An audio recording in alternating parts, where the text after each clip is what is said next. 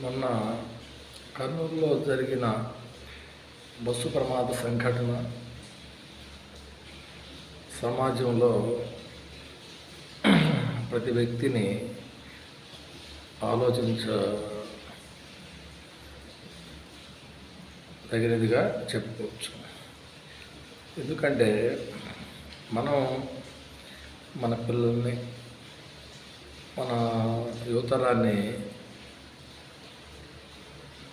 సున్నితంగా పెంచుకునే పరిస్థితి ఉంది. అనుకోకుండా సమాజంలోనే రెండో కోణం, ఆ పిల్లలే పెంపకం లేదా పెరగటం సరిగా లేనప్పుడు జరిగే సంఘటనలు ఇలానే ఉంటాయి అనేదానికి ఈ సంఘటన ప్రత్యక్ష ఉదాహరణ. ఈ సంఘటనలో ఫలానా ఒక్కరిదే తప్పు అనుకోవటానికి అవకాశం లేదు. ఈ సంఘటనలో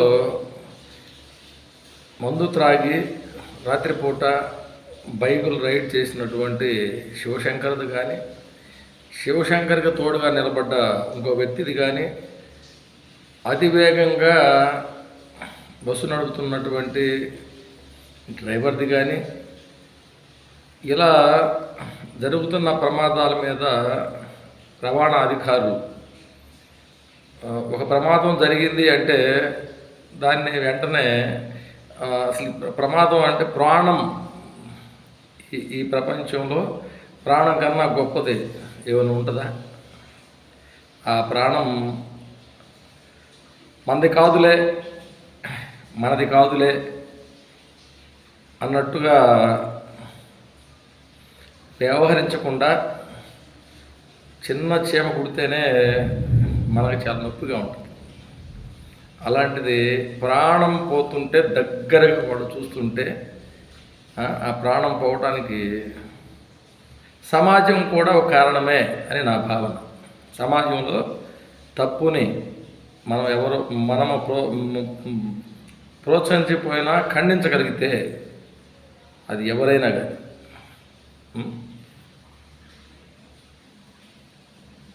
సమాజం అంటే వీధిలో ఒకడు తప్పు చేస్తే అందరూ మౌనంగా ఉంటే ఆ ఒక్కడు తప్పులు పెంచుకుంటా పోయే పరిస్థితి ఉంటుంది.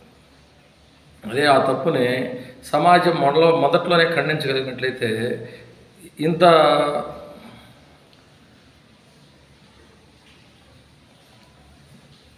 రాదు. ఒక వ్యక్తి పొరపాటుకి సమాజం కూడా ఒక కారణమే అనేది నా వ్యక్తిగత భావన. ఏ ఒక్కడు కూడా సమాజం అంటే భక్తి కానీ లేదా భయం కానీ ఉంటే 90% పొరపాట్లు జరుగు.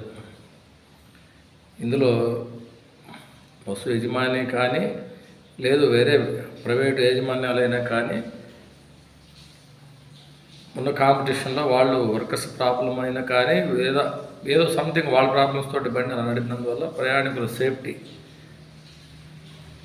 ఆలోచించకపోయినందువల్ల, అలా విధంగా రవాణా చెకింగ్ చేయనందువల్ల, అలానే రోడ్ల మీద రాత్రిపూట పెద్ద పెద్ద వెహికల్స్ తిరుగుతుంటాయి, మన చిన్న వెహికల్స్ తిరగటం కరెక్ట్ కాదని వాళ్ళు భావించినందువల్ల ఇన్ని రకాల ఫ్యాక్టర్స్ ఈరోజు 19 మంది మరణానికి కారణమై, ఇందులో ఎన్నో కళలు భవిష్యత్తు గురించి కంటారు.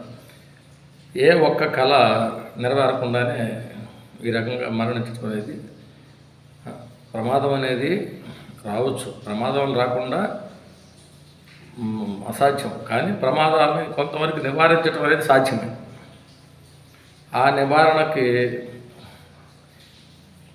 నేను ఒక్కడనే కాదు, మీరు ఒక్కళ్ళే కాదు, సమాజంలో ఒక సంఘటన జరిగిందంటే కొద్దిసేపు సమాజం కూడా ఆలోచించి దానికి ప్రభుత్వానికి ఏ ఒక్క వ్యక్తి కూడా, ప్రభుత్వమైనా నేనైనా మీరైనా ఎవరైనా కావాలని తప్పు చేయము.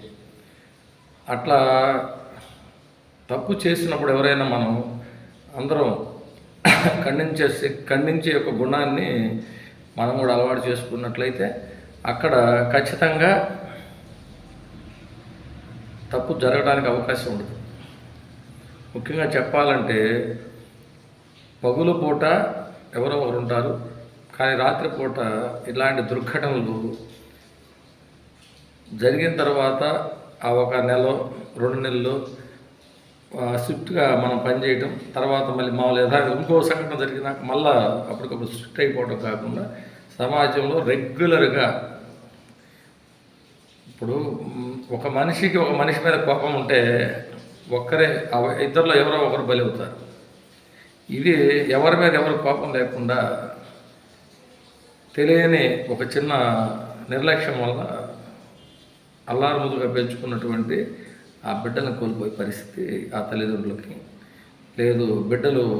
తల్లిదండ్రులు కోల్పోయిన బిడ్డలకి ఇది ఎవరు ఎప్పటికీ తీరని ఒక దుఃఖం.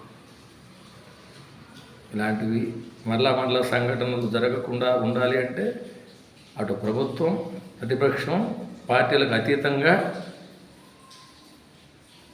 రవాణా వ్యవస్థ మీద కూడా కొంత ఎంతైనా నిఘా పెట్టడం అనేది వెరీ వెరీ ఇంపార్టెంట్. ఈ మనం చదువుకునేటప్పుడు ఏదైనా ఒక సమస్య మనల్ని ఒక చిన్న ప్రశ్న మనకి రానేది ఉంటుంది. మనం ఏం చేస్తాం, మన పోయి టీచర్ని సార్ ఈ సమస్య నాకు వచ్చింది అంటేనే నీకు క్లియరెన్స్ అవుతుంది. అట్లా కాకుండా కానీ వదిలేస్తే సమస్య ఇంకా దృఢమవుతుంటుంది. అలానే చిన్న సమస్యనే మనం అంతగా ఆలోచించినప్పుడు ఇది సమస్య చాలా పెద్దది. సమాజం కూడా అవేర్నెస్, ఒక ప్రమాదం జరిగినప్పుడు ఇది మన బిడ్డ కాదులే, మనకెందుకులే అనే ధోరణి కాకుండా అటు ప్రభుత్వాన్ని, ఇటు రవాణాధికారుల్ని, ఈ సంఘటన కారణంగా అందరినీ ప్రశ్నించేటటువంటి తత్వం ప్రజల్లో రావాలి. ప్రజల్లో వచ్చినట్టయితే ఓటుకి నాయకుడు భయపడకూడదు. ఓటు అనేది మన బాధ్యత. మంచి చేస్తే ఓట్లు ఏరేవనే భయం నాయకుల్లో కూడా కలుగుతుంది.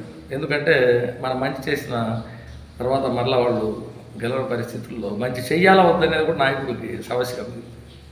ఇట్లా కాకుండా మనకు వీలైనంత సమాజంలో అవేర్నెస్ తేవడానికి చదువుకున్న మేధావులు కొద్దిపాటి బోధన రోడ్డు ప్రమాదాల మీద కూడా ఇస్తే మంచిదని కోరుకుంటూ, సమాజంలో అందరూ బాగుండాలి, అందులో మనం ఉండాలనుకునే కోరుకునే వ్యక్తిగా చిన్న మెసేజ్ ఇవ్వాలని అనిపించి ఇస్తున్నా. ఏదైనా నేను తప్పు మాట్లాడుంటే పెద్ద మనసుతోటి అందరూ క్షమించాలని కోరుకుంటున్నాను.